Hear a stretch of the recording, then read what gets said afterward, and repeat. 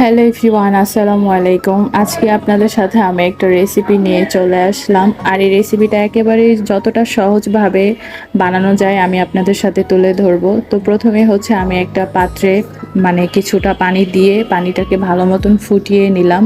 আর সেখানে হচ্ছে আমি লবণ দিয়ে নিলাম পরিমাণ মতন।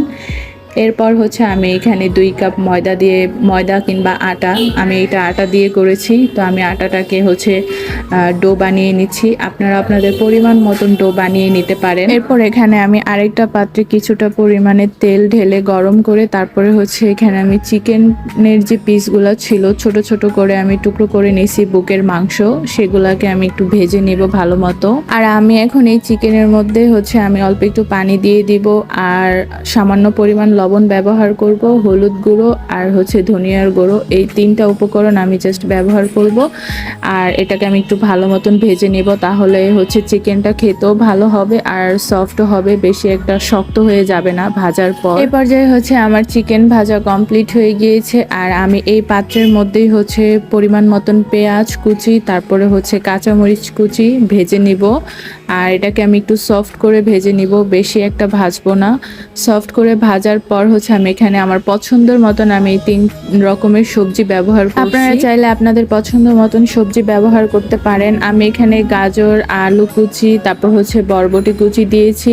আর আমি এখানে হচ্ছে সামান্য পরিমাণে লবণ আর হচ্ছে ধনিয়ার গুঁড়াটা ব্যবহার করলাম।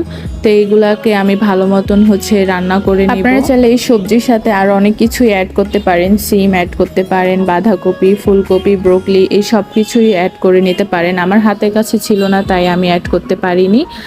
আর এই রান্নাটার পাশাপাশি আমি এখানে হচ্ছে রুটি বানানোর জন্য যে ডোটা সেটা আমি ভালো মতো মেখে নিব।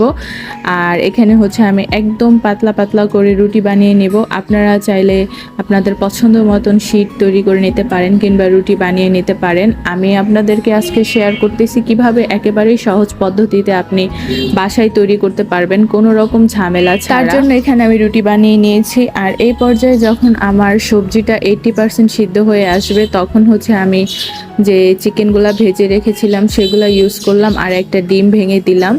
আর এখন হচ্ছে আমি এই সবজিটাকে ভালো মতো নেড়ে চেড়ে নেব। আর সাথে হচ্ছে আমি এখানে 2টা ম্যাজিক মশলা ইউজ করব। আর এই ম্যাজিক মশলাটা দেওয়ার কারণে হচ্ছে এই যে সবজিটার স্বাদ দ্বিগুণ বেড়ে যাবে। আপনারা বাসায় এভাবে ট্রাই করে দেখবেন, অবশ্যই আপনাদের কাছে এই রেসিপিটা ভালো লাগবে। এখন আমি এই সব উপকরণগুলো ভালোভাবে নেড়ে চেড়ে একেবারেই সবজিটাকে ঝরঝরা করে ফেলবো, কোনো পানি রাখবো না, পুরো পানিটাকে আমি শুকিয়ে নেব। তারপরে হচ্ছে আমি এই সবজিটাকে নেমে ঠান্ডা করে নিব কিছুক্ষণের জন্য। আর এখানে আমি অনেকগুলো রুটি বানিয়ে নিয়েছি আমার পরিমাণ মতো। এই তো আপনাদেরকে আমি দেখিয়ে নিচ্ছি রুটিগুলো আমি কেমন পাতলা করেছি। তো এই টাইপের হচ্ছে আমি পাতলা করে রুটিগুলা বেলে নিয়েছি। আর এখন হচ্ছে আমি এই রুটিগুলাকে হালকা হালকা ভেজে নেব, একদম বেশি ভাজা দিব না, জাস্ট একটু 1 মিনিট এই পাশ আর আরেক মিনিট ওই পাশ রাখবো। এইভাবে আমি প্রত্যেকটা রুটিকে হালকা ভাজা দিয়ে নামিয়ে তারপরে রুটিগুলাকে ঠান্ডা করে নিব। রুটিগুলা ঠান্ডা হয়ে গেলে তারপরে হচ্ছে আমি এই রুটিগুলার মধ্যে পুর ভরে নিব। এখানে আমার সবজিটাও ঠান্ডা হয়ে আসছে। তারপর আমি আরেকটা প্লেটে এটাকে ঢেলে নিয়েছি, কড়াইতে রাখা যাবে না, অন্য আরেকটা বাটিতে নামিয়ে তারপর এটাকে ঠান্ডা করে কিছুক্ষণের জন্য রেখে দিতে হবে।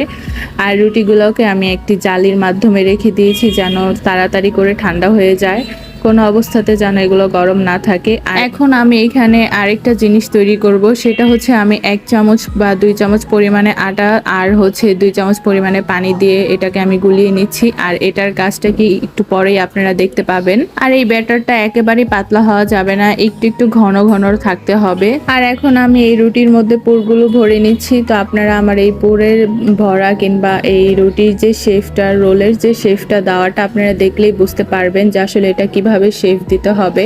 আর যে ব্যাটারটা আমি গুলিয়ে রেখেছিলাম এই ব্যাটারটা হচ্ছে এই যে এখানে দেখতেই পাচ্ছেন আমি কিভাবে ব্যবহার করতেছি, তাহলে রুটিগুলো আর ছুটে আসবে না, এগুলো আটকে থাকবে।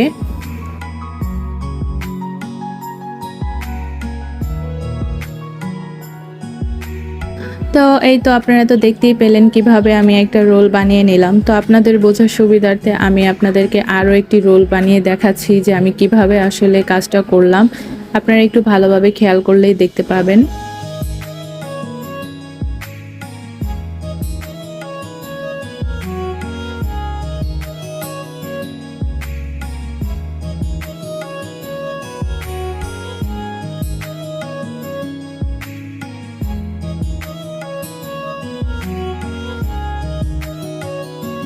আর আমি এই প্রসেসের মাধ্যমে আমার এই তো সবগুলো রোল রেডি হয়ে গিয়েছে। আর আমি সবসময় বাসায় এভাবেই বানাই, কারণ এভাবে রোল বানালে ঝামেলা খুব কম হয়। আর এটা হচ্ছে একদম কম সময়ের মধ্যে খুব ইজিভাবে বানানো যায়, আর এটার টেস্টটাও অনেক বেশি পরিমাণে ভালো লাগে। আপনারা যারা এইভাবে এখনও বাসায় তৈরি করেননি, একবার তৈরি করে দেখতে পারেন, বা হুট করে বাসায় মেহমান চলে আসলে তখনও আপনারা এভাবে বাসায় বানিয়ে নিতে পারবেন। এটা এতটা সময়ও লাগে না। এখন হচ্ছে আমি রোলগুলা ভেজে নেব, আর ভাজার জন্য আমি এখানে হচ্ছে তেলটাকে ভালো মতন গরম করে নিচ্ছি। আর তেলটা ভালো মতন গরম হয়ে আসলে আমি একটা একটা করে রোলগুলা ছেড়ে দেব। আর কোনোভাবে একসাথে রোলগুলা ভাজা যাবে না, তাহলে কিন্তু একটার সাথে আরেকটা লেগে নষ্ট হয়ে যাবে। আপনি এখানে জাস্ট তিনটা বা চারটা রোল একসাথে ভেজে নিতে পারবেন। আর এখন হচ্ছে আমি রোলগুলাকে ভেজে নেব। আর ভাজার সময় এগুলাকে বারবার নাড়াচাড়া দেওয়া যাবে না কোনোভাবেই।